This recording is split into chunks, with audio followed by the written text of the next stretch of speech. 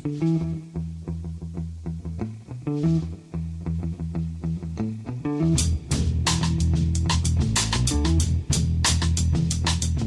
and welcome to The Price of Football, the show that looks at the money behind the beautiful game with me, Kevin Day, and Liverpool University's Kieran Maguire.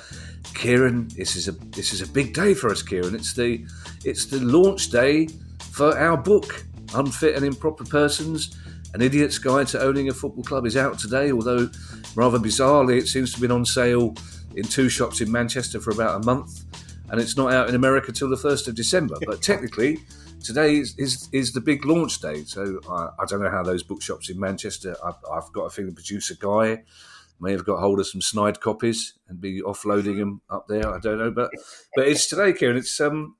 It's quite exciting and it's quite nerve-wracking now. All we can do now is sit back and await the court of public opinion, as they say, Kieran. I know. I'm half tempted to pop into the local Waterstones with a Sharpie and give a few free signings. We've got to leave some of them unsigned, Kieran. Do you know what I'm like? Older listeners will get this reference, but there's an advert for Yellow Pages. Now I'll have to explain what Yellow Pages is now. Yellow Pages was a telephone directory. Now I'll have to explain what a telephone directory was. A telephone directory was a big book that had everybody's phone numbers. Everybody's had their phone number in this big book, and Yellow Pages was for businesses. And one of the adverts was a chap phoning up loads of bookshops saying, "Do you have a copy of Fly Fishing by J.R. Hartley?" And eventually one of them says, "Oh, you do?" And he says, "My name is J.R. Hartley." So I feel a little bit like J.R. Hartley, that I should be wandering around the Croydon Waterstones and just picking the book up again. Oh, yeah, it's very interesting. Do you know anything about this chap, Kevin Day? Is he a local chap by any chance?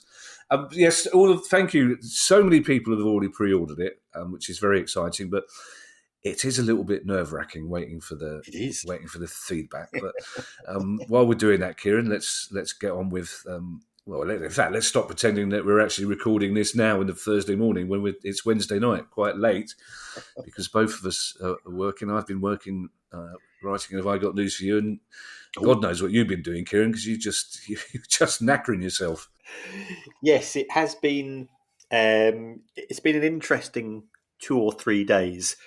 I'm having to live in Manchester because the Labour Party conference is taking place in Liverpool, and you cannot find a hotel, even the scummiest of hotels.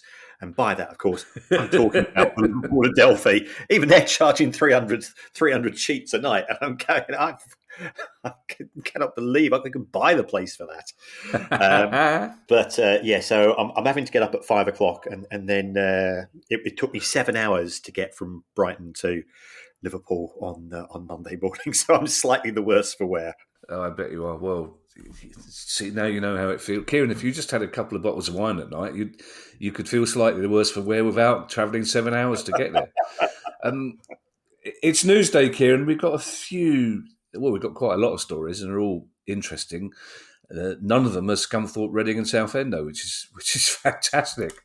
Really, really good news. The first story, Kieran, about the 2028 European Championship is just one that it's a confirmation job, basically, Kieran. We knew this was going to happen, and it's happened.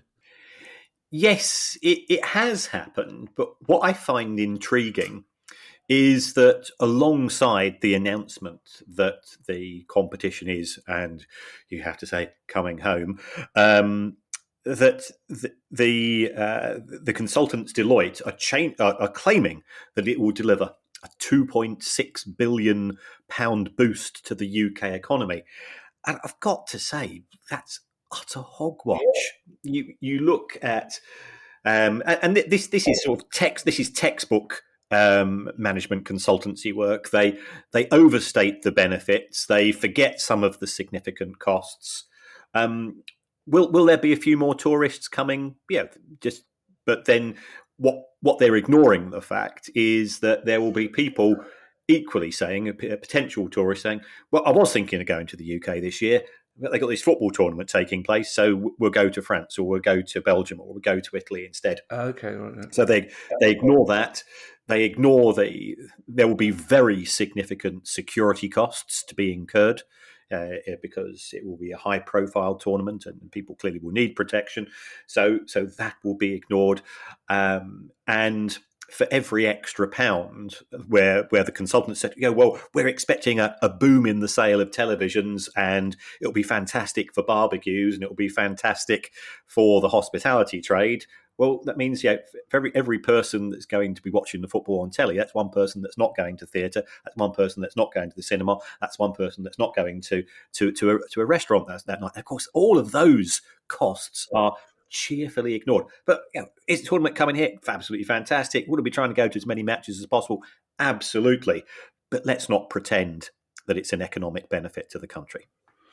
Yeah, and as we hinted in the last pod, Kieran, it seems that UEFA have gone for two safe pairs of hands. Basically, they've gone for established footballing countries with an infrastructure because they are trying to refill the coffers after the losses of COVID.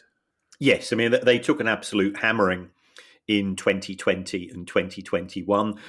And I think a lot of people might have thought, well, given the behaviour of English football fans at the final of the competition in 2021, UEFA might be giving Wembley a wide berth, because I don't think that Wembley's managed to prove itself to be fantastically well organised. Although I've been to a few Wembley events and I've always found the security there and the people there have been absolutely fantastic.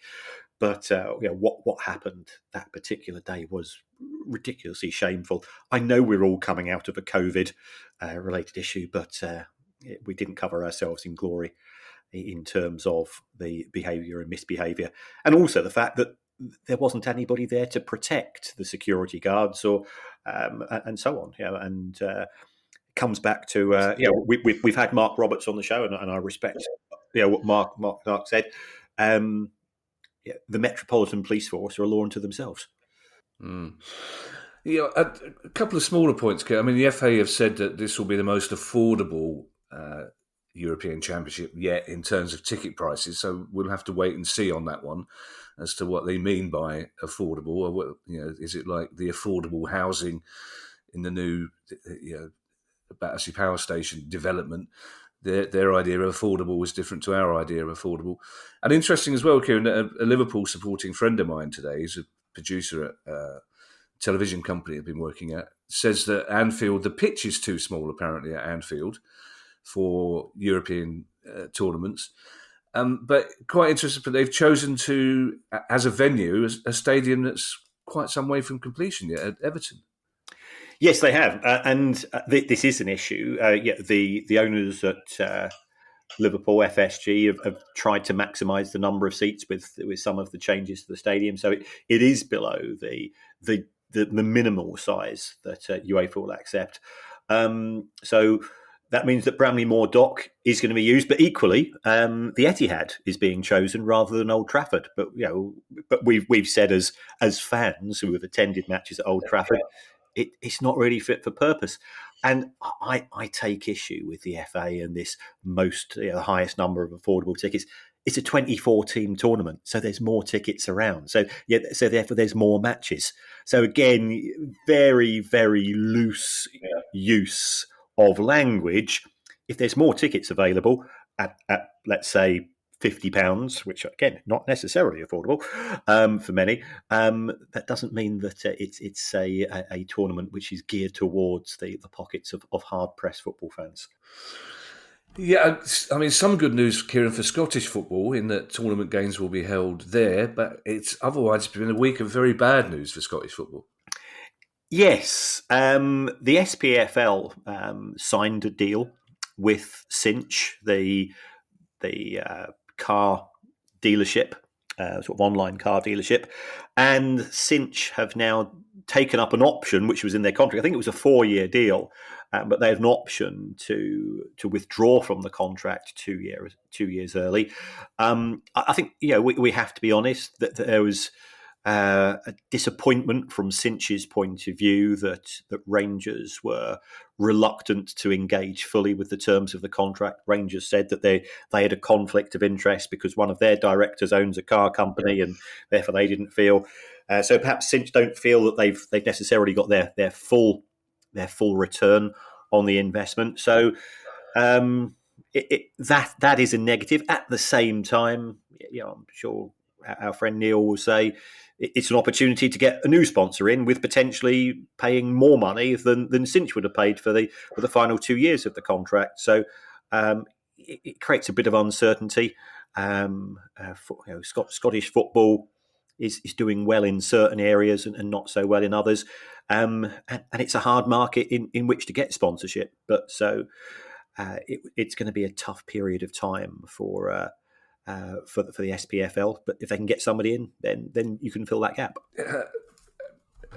Of course, listeners know, Kieran, that we operate a veritable army now of secret agents, and of course, our secret lawyer would say it depends on the contract. But is your instinct such that Cinch will have had to buy their way out of the sponsorship deal 2 years early, or do you think they've waited until the contract says with 2 years out they can simply pull out? No, it would have been something like a 2+2 deal where they commit themselves for a guaranteed 2 years, and then there was an opportunity to continue for another period of time, and they've effectively decided they're not going to take up that particular option. So I don't think that there will be large sums of money passing hands from Cinch to the SPFL as a result of this decision.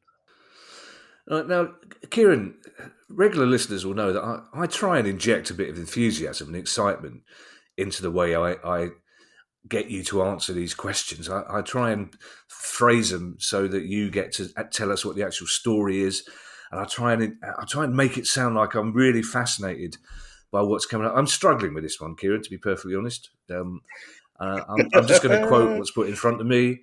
I'll try. I'll put the. Come on. I'll put my book. I'll put my book launch voice on.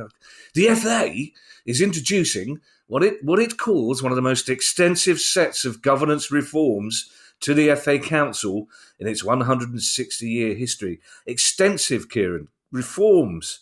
FA Council. Make that interesting. Well, I've always found that when I've been on a first date with somebody, and sometimes there's a spark and there's a bit of a lull in the conversation. I've always got, Richard Herring far better than I do, but Richard Herring always talks about his emergency questions. Well, one of my emergency questions and subjects is the makeup of the FA Council. And this is going... Absolutely. If amortisation fails, the FA Council is my backup. And what the FA has said is that we're looking for more independent people and involved, rather than, for want of a better phrase, the FA Council is made up of the Blazers. And the Blazers tend to be men of a certain age, of a certain background.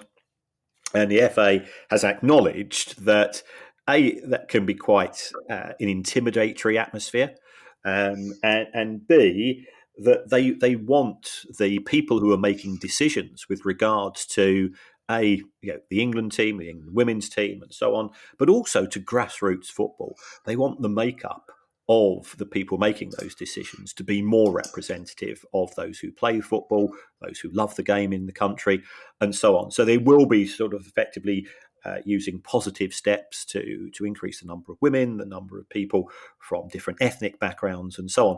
So I think it's a laudable thing. I read the press release and I was going, well, what is this? And when you sort of read the detail, it was a bit of a damp squib, if truth be told. A bit of a damp squib. A bit like some of my tales of amortisation on a second date. I suppose, to be fair to the FA, Kieran, if they are trying to drag themselves into the 20th century, it feels a bit churlish to point out that we're nearly a quarter of the way through the 21st century. So baby steps, Kieran, baby steps. And now our next two stories, Kieran, feature numbers, as is quite often the case on the Price of Football podcast. But these are numbers. These are companies that call us out, and I find this one very odd.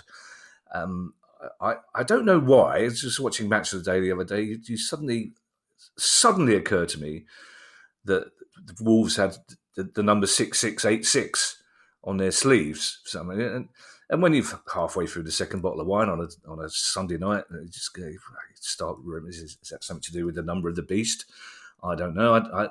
I still don't know exactly who 6686 are, but they're in a bit of bother, Kieran. Yeah, I think 6686 are the neighbour of the beast. Okay, got you. Yeah, thank you. I thank you. Yes, Oldham but golden, that one. But they are a betting company. They are based in Hong Kong, so where betting is sort of legal. It's illegal in China. But if you have on your computer a VPN, a virtual private network, then you can convince your computer that you are not necessarily based in the UK. And there's been a report which has come out from the investigative reporting website, Josimar, which produces some absolutely cracking stuff. And they've said is that if you convince your computer that it's in Hong Kong, or if you convince the world of, and you go on to 6686 website, you can gain access to football matches effectively being streamed. Now, I've not put this into practice, and I'm not encouraging anybody to put this into practice. But there's the opportunity to get live matches from all across Europe. That may or may not include the Premier League, and I'm certainly not endorsing or encouraging anything like that.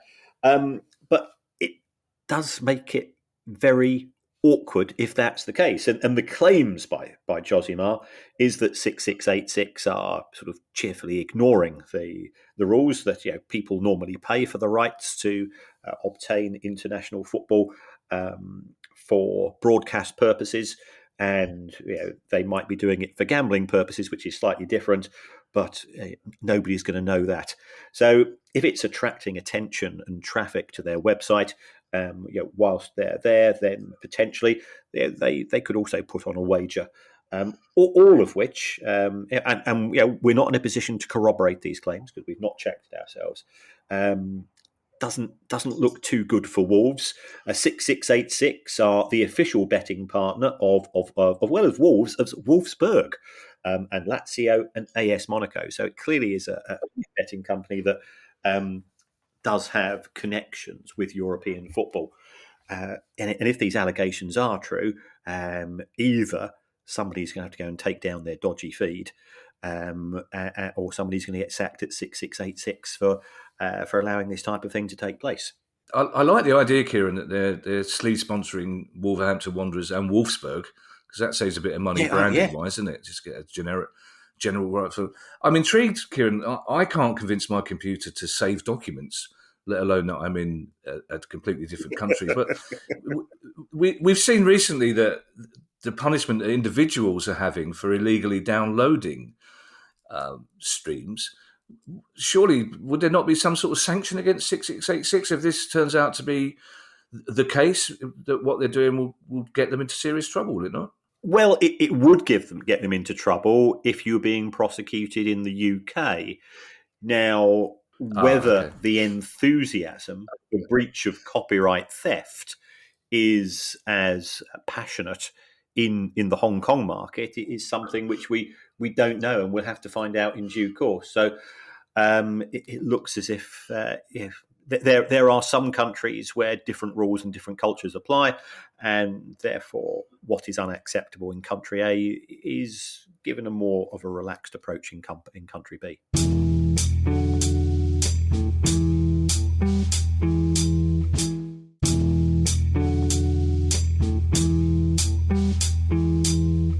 So, Kieran, if 6686 are the neighbour of the beast, as you so wittily put it, there are some people that would say 777 are the more evil big brother of the beast. And there's some issues for them across the pond, as our American listeners would say. Yes, this is a report in the New York Times, and again, an investigative reporter, Tariq Panja. I know Tariq. I've met him at events, and he's a bit like Matt Slater and some of the other guys that we know who who never back down. When they get a sniff of a story and get significantly stuck in. So he's done some checking, and 777, they now own, I think, 8 clubs around the world. And he sort of said, well, if you take a look at every single one of the clubs that 777 have got involved with, they've all been in a sense of financial distress, which, as somebody that used to work in insolvency, normally means you can buy things at bargain prices, but it doesn't necessarily mean that you can turn them round. And he's looked at the background of Josh Wander and his partner, and he's saying, where are they getting their money from? How are they going to fund? How are they going to fund the acquisition of Everton, which is going to cost it cost a few more $100 million just to complete the stadium? And then he's found out, and he's claimed in this New York Times article, that they've not paid their credit card bill. Now, if you can't afford a couple of $100,000 for owing money to Amex, then how are you going to find £400 or £500 million to complete the development and to pay for acquiring the new club and also the operational losses of Everton? So I think there is a degree of nervousness amongst a significant number of the Everton fans. Now, Josh Wander has put out a very charming email to Everton fan groups, and sometimes you get the impression somebody's trying a bit too hard. When he's talking about loving the theme tune to Z Cars and making references to Dixie Dean and so on, you go, I think he's either been looking at Wikipedia or somebody's been sort of researching this for him, and it just sort of lacks a bit of credibility.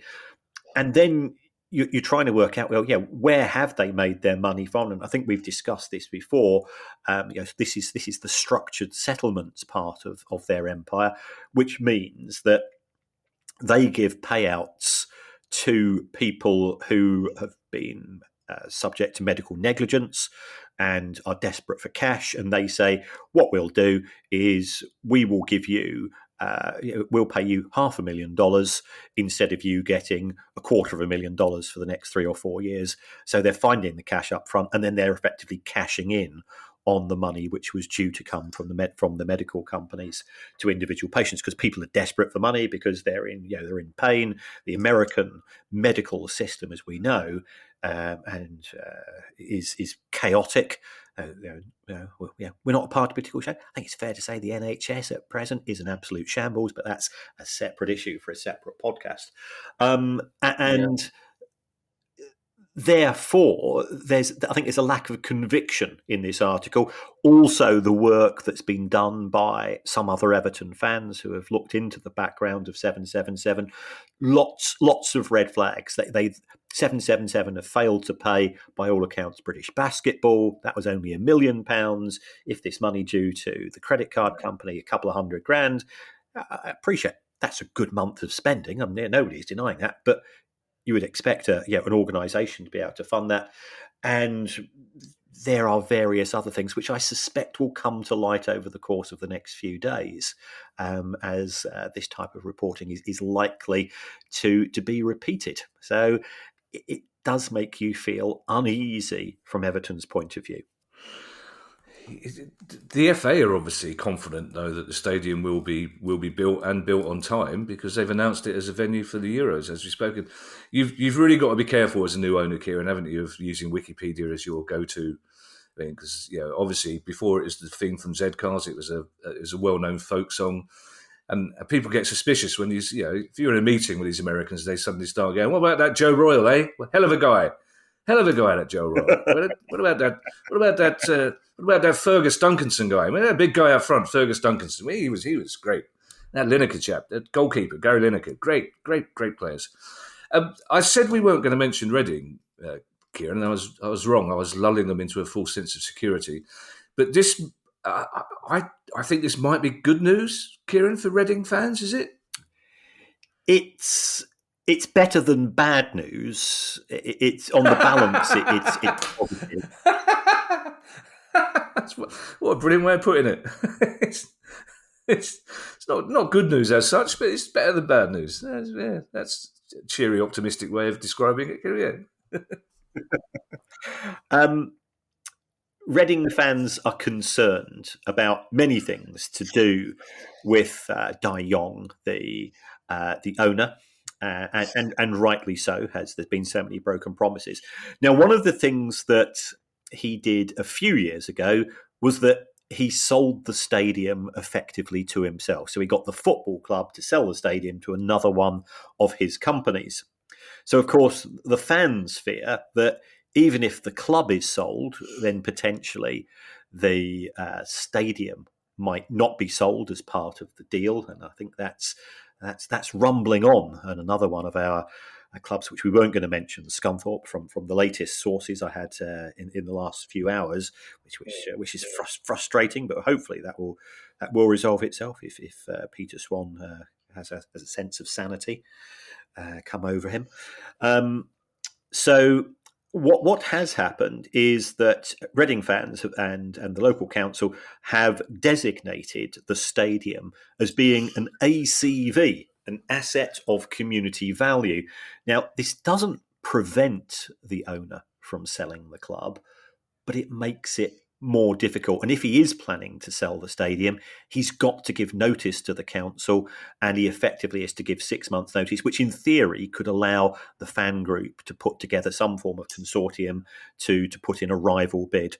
So it gives an extra layer of protection from the announcement. Oh, I've just sold the stadium to one of my mates, or something like that. Which is a positive. So perhaps I was being overly cautious earlier, but it's not a guarantee that the stadium cannot go to somebody who we wouldn't necessarily have a lot of faith in. I think the positives are that there isn't planning permission to do anything else. And I think when the land was acquired, it was acquired with a covenant which said it can only be used for sporting purposes. So, I think the fear of the stadium being knocked down and converted into industrial buildings or residential or a car park, I don't think that will manifest itself. But it's not a perfect solution, but it's better than nothing. Yeah, Fulham fans, Kieran, are not normally known for their bolshiness. You very rarely see Richard Osmond leading hundreds of Fulham fans to the barricades, partly because Richard Osmond is quite tall. You can see over the barricades anyway, so you don't need them. But they've got some bolshiness planned for the weekend, Kieran. Yes, the Supporters Trust have got completely fed up with the ever northwards transit of ticket prices. So I think with Manchester United coming, I think the prices are up to about like 140 quid for for the best seats and so on. And what they're saying, and you can understand this, is the owner has completely detached himself from having a Fulham fan base and is seeking a tourist fan base because, as John Lydon once famously said, for tourists are money. And therefore, the Fulham fans feel let down, an opportunity. And, okay, it's Manchester United are coming to town, and Manchester United is always going to be category A if you've got a tiered system. But the prices which are being charged are really only going to be paid by tourists. That's going to have a negative impact in terms of creating an atmosphere. And we've always said, even if the fans make a 0.1% difference to creating a hostile environment, that 0.1% could be the difference between a goal being scored or a goal not being conceded, and that at the end of the season could be absolutely precious as far as the club is concerned. And I think you and I have both been to matches where you're surrounded by people whose main aim appears to be taking photographs of themselves and smiling a lot, and not necessarily going for the misery that we go for as regular football fans. It's interesting, Kieran, because we talk in the book about different types of club owner, and the owner of Fulham, we basically on his side, he comes across as a decent club owner, and there does seem to be an element here that he doesn't seem to realise that parts of Fulham, the Hammersmith end, the Putney end. There's a lot of traditional, for want of a better word, Fulham fans, people who would be dismissed as legacy fans, people from working class backgrounds who simply can't afford these prices. But it seems to me that Fulham as a club have just probably worked themselves out that the demographic, or the main demographic in and around Craven Cottage, probably can afford these ticket prices on a one-off basis, and that it's close enough to Heathrow Airport to encourage tourists who are coming on a one base. So they know they're going to fill that ground. They're just not necessarily going to fill it with Fulham supporters, and I find that rather disappointing. I think it's disappointing because you and I are both legacy football fans, and we see our football club and our football environment as part of the history, the heritage, the legacy, everything that we hold so dear as fans. Modern owners, and I'm not being xenophobic, especially American owners, see football as being an extension of the entertainment industry. And their argument has always been, well, you'd pay more money to see the Foo Fighters than the Dead Kennedys. And therefore, we're going to replicate that in terms of what we're going to charge as far as the tickets are concerned, because it's just another form of entertainment. And if you take a look at the culture of US franchise sports, that tends to be the culture of the fans there as well. Yeah, we expect to be scalped because we've always been scalped. Whereas I think here in Europe, and we've always given our huge admiration to German football fans and their militancy and organisation in protecting football fans as a stakeholder in the game. That relationship doesn't exist between fans of US franchises and the clubs and the owners. And I think we will see this happen more and more. There's no doubt that the owners of certain clubs would be delighted if they can find excuses to reduce the number of season ticket sales and therefore increase the number of individual match ticket sales, because A, they can charge more, and B, the fans who are likely to come for single matches on a season, they're more likely to go to the megastore, they're more likely to buy a programme, they're more likely to spend money in the ground. And the owners will argue, look, we're in it for money. You're in it for the football. Let us make our money. Now, Kieran, I know you like a puzzle, so I want you to put these words in the correct order. £10 million, Mike Ashley, Amanda Staveley. Yes. There's still an ongoing lack of love affair between Amanda Staveley and Mike Ashley. But when she bought into, she has her stake, which I think originally was 10%, but has now gone down a wee bit. When she originally bought into Newcastle United, we often use this phrase, asset rich but cash poor, which means that you've got your money tied up in shares, or you've got your money tied up in property and other assets, and it's not necessarily available in the form of cash. So Mike Ashley effectively lent Amanda Staveley the cash which allowed her to put in or to chip in for her proportion of the consortium that acquired Newcastle United as a football club. And then she fell out with him. I think he said as part of that deal, she wasn't allowed to say anything negative about him. And subsequently, now I've read some of the comments, and I think, compared to what the average Newcastle fan says about Mike Ashley, it was, it was Mary Poppins. It was very, very mild, and and you're struggling to actually see the rebuke, if any. And he felt that she was therefore in breach of contract and wanted the money back. So she's now found that £10 million. So that's one more legal issue that Mike Ashley doesn't have in football, though where he is with regards to Coventry City and the ownership of their stadium and things like that, heaven only knows. He can't just walk away. He had his time at Newcastle. He had all his litigation issues at Glasgow Rangers. He had He had a lot of bad blood towards what was happening at Derby because he felt he put in a legitimate offer, and for whatever reason that didn't materialise or that didn't finalise his taking over the club. And he just seems to be going around like Mr. Grumpy, trying to pick a fight with anybody and everybody he can in relation to football. Yeah, as you know, Kieran, I'm very far from being an expert in these matters, but is it standard business practice for somebody to lend somebody that amount of money to help buy them out?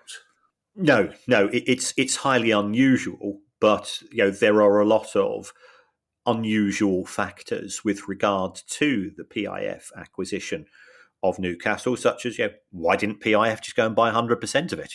Why use an intermediary such as Amanda Staveley, or if they were going to use her, why not therefore just use her as sort of the agent or the vehicle through which they could acquire the club? It didn't mean she had to go and buy any equity shares.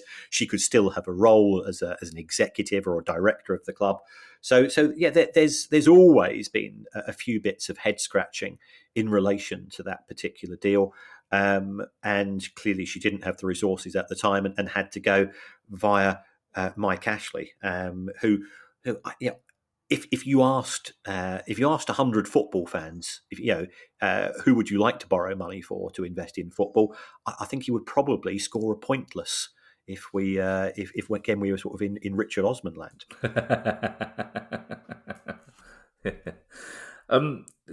This is a sentence I don't often get to use, Kieran, but Shakhtar Donetsk have beef with Leicester. Yes, they do. They had a player called Tete, and Tete, when the Ukrainian invasion took place, FIFA brought in specific rules to allow players to walk away from their contracts.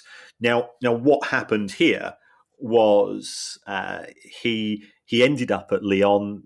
Lyon effectively didn't have to pay a transfer fee, but then Lyon sent him on loan to Leicester. So therefore, Lyon were getting money from Leicester in respect of a player who they effectively acquired for nothing because the Ukrainian league couldn't take place. So they're a bit miffed, and they're saying, surely we should be getting the loan fee that Lyon have trousered in relation to this particular deal. But I think it just shows the degree of complexity which can take place. When we're dealing with much broader and much more important issues than football, but then you add a layer of veneer and complexity to that football brings in as well. So you can absolutely understand why Shakhtar Donetsk are peeved at what's happened. I think Leicester are the innocent party in all of this. They were given the opportunity to take a player on loan, and they did so in good faith. Whether Lyon should be pocketing that fee, I think will prove to be one for our silver-tongued friends to get involved with in FIFA. And of course, the answer to this is it depends whether Shakhtar Donetsk will get paid or not.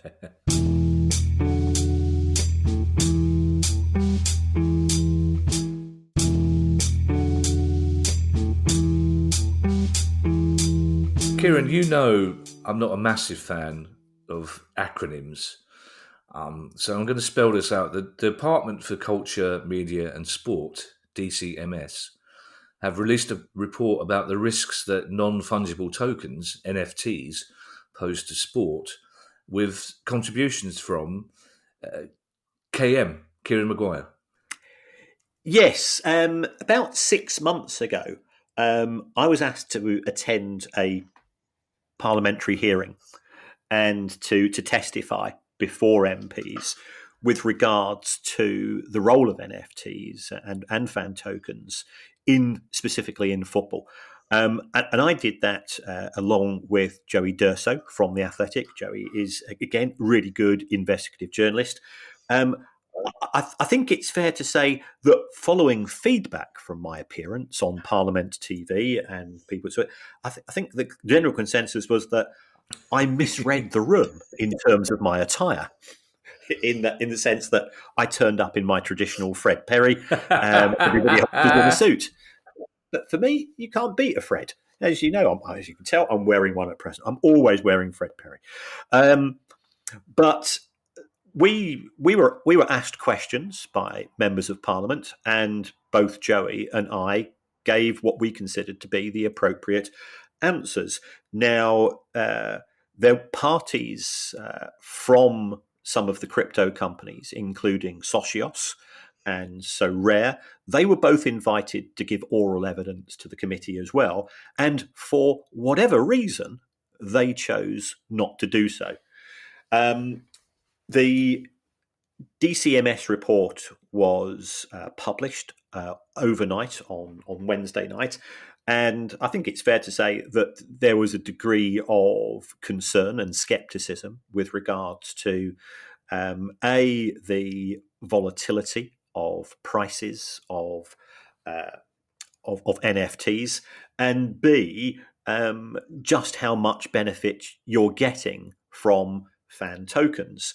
So that was our position, and I think it's fair to say that Socios didn't like the report. They clearly didn't also bother to look at the information that was put out live on Parliament TV. They had the opportunity to do that. And they've put out a very strongly worded statement where I think it's fair to say they're piling in to both Joey Durso and myself. They said they've attempted to engage with us, but they've done things such as offer me the opportunity to come to watch a match in. And I think they offered me the chance to go and watch it at the Emirates on the same day that Brighton were playing. And I'm going, well, clearly you don't understand football. It's all very well saying you offer me a hospitality box, but I'll quite happily go to a football match in a black plastic bag if it means I can watch my team, and any fan of any team will do this. So there's some really sort of sniffy and snotty comments made. And I just find that a bit strange, because they're extolling the virtues of their product, but at the same time, if you go to the Socios website, the first thing that you read is crypto assets offered by Socios.com are neither sold or intended to be held as investments. If you intend to purchase them, you should be aware, due to the potential of losses, you could see a high risk of losing all of your money. So, that's quite damning for something which they are claiming is a fun product. Well, if I go somewhere for fun, if I go to Disneyland or if I go to the theatre and it says, oh, by the way, there's a high chance of you losing all of your money you're investing in this, I'm not convinced that this is the fun product that is being offered to it. So it's fair to say that both myself and Joey were disappointed with their disappointment in us. But it's a free country. They're perfectly entitled to do so. But what I'd like to do, in the spirit of being kind and liking Olive Branch, we will extend the opportunity for Socios to come onto the price of football, and they can discuss their products, and they can discuss why they're based in Malta. That place which appears to attract quite a few gambling companies and there's low taxes and so on. Explain us to that exactly what are the benefits, and is there more to their product than simply just trying to make a few extra bucks for clubs? Okay, our penultimate story, Kieran, is the conclusion of one that's been rumbling on for a while. Mary Earps, everybody's favourite sweary goalkeeper, was cross and very sweary because Nike were refusing to sell her shirts, but they're probably glad that they have now done so. Well, yes. I mean, Nike put a limited number of Earps 1 goalkeeper shirts in girls' sizes up for sale, and we don't know what that limited number was, but they've all sold out. They've flown off the shelves, and part of me think that's absolutely fantastic. Well done, Mary Earps, for standing up for what she believed in. I know she wants to engage with fans and so on. And then the other part of me is just sort of aren't human beings horrible? Because what we have seen is Nike put these up at the appropriate prices, And some people have said, oh, I know what I'm going to do. I've managed to get hold of one, so I'm going to stick it up on eBay for 200 quid and try to make a quick buck on the back of it, which is sort of a sad indictment of where we are as a society today. But it's great that there's so many young girls who want to, A, have a Mary Earps shirt, B, have an England shirt, and C, to be fair to Nike, they've been given the opportunity to do so. So there are a couple of positives. And for those people that are trying to scalp for a couple of hundred quid, I hope you don't manage to send them. I hope that parents of those girls turn around and say, get stuffed. We're not prepared to be ripped off by scumbags like you. Kieran, they're going for £99.95p. Kieran, I mean, they're doing that terrible thing in the marketing saying, well, we can't charge 100 quid. That's way too much. But £99.95p. At least there's some sort of parity between the men and women's game, I suppose, because we're all getting ripped off, aren't we, at that price? Well, indeed we are. And I did speak to our very good friend, the secret kit manufacturer, and they said to me, yeah, we can still knock them out for 12 quid a pop. So somebody along the line, and I'm not talking just about the scalpers here, somebody's making an awful lot of money out of this. So it's not altruism, it's not generosity from Nike. They're making a few quid out of it as well. But football's about dreaming, and for those girls that want to dream of being the next Mary Earps, you can understand why they want those shirts. I don't know what it is, Kieran, about Welsh football and celebrities, but there's clearly something in the water in the Principality, because there's a biggie this week. Well, yeah, I think actually biggie isn't quite the right wrapping word to use, because we're not talking Biggie Smalls, of course. We're talking 50 Cent. And what 50 Cent has done, he's decided that he and his, I think the phrase, this is coming from a 60-year-old accountant, he and his homeboys are sponsoring a under-14s girls team in Wales called AFC Rumsey. They're sponsoring the tracksuits. They've funded the away shirts. So we're not talking about the same degree of funding that we've seen at Wrexham, but it's a very kind gesture, and it's come about because there was somebody that was working for him who is connected to this team, AFC Rumsey, and it was one of the dads of the girls' team, and he just went up to 50 Cent, and we all do cheeky things here and there. He says, "Hey, 50, you've seen Welcome to Wrexham. Fancy sponsoring my girls' team?" And to be fair to the 48-year-old rapper, he said, "Yep, all good. I'll go for that." And I don't think he's been to see them play, but I think they're going to show it. They're going to send him a thank you video, and a bit of luck, he'll sing back a few words to them with no sweary bits in, of course. So yeah, it's a lovely bit. It's a lovely story. It's a little bit of romance. It does show if you're nice and you're cheeky and you ask for something, then we'll say that that's okay. Thank you to everyone who's donated to the pod via our Patreon page. If you'd like to make a small monthly contribution to the pod as well, that'd be very kind of you. And you can get access to our chat community and our regular quizzes. And you can do all that by going to patreon.com/priceoffootball. If you have a question you'd like answered on the show, email us at questions@priceoffootball.com. Our next 2 live Price of Football shows are coming up very soon. We'll be at the Lowry Theatre in Salford on October the 22nd and the Royal Yacht on Jersey on November the 7th. To get your tickets, you can go to the venue websites or to priceoffootball.com. And of course, if you bring along a book, we will happily sign it for you, and I'll probably even buy you a pint. Just bring along a book. We quite like that. We'll be back with our usual questions pod on Monday. In the meantime, I shall hand you over to Mr. Kieran Maguire for his customary farewell.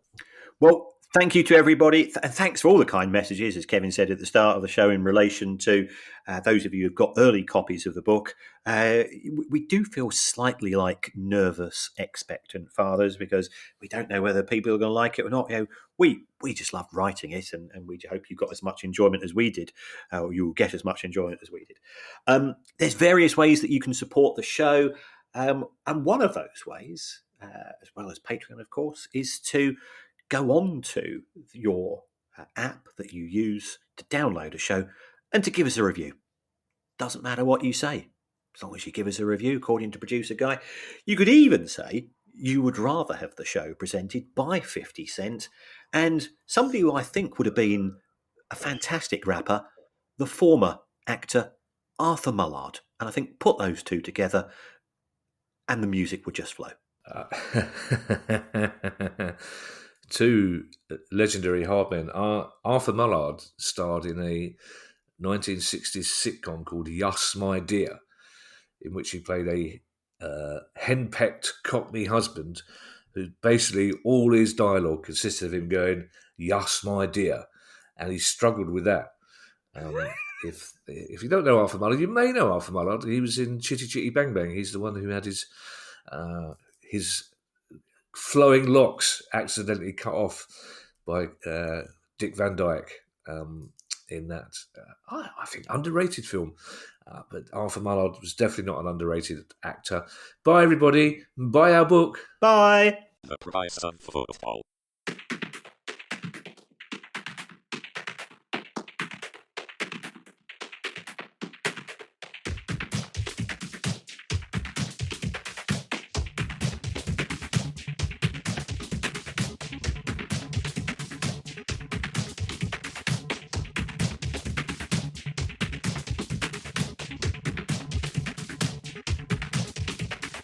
The price of football.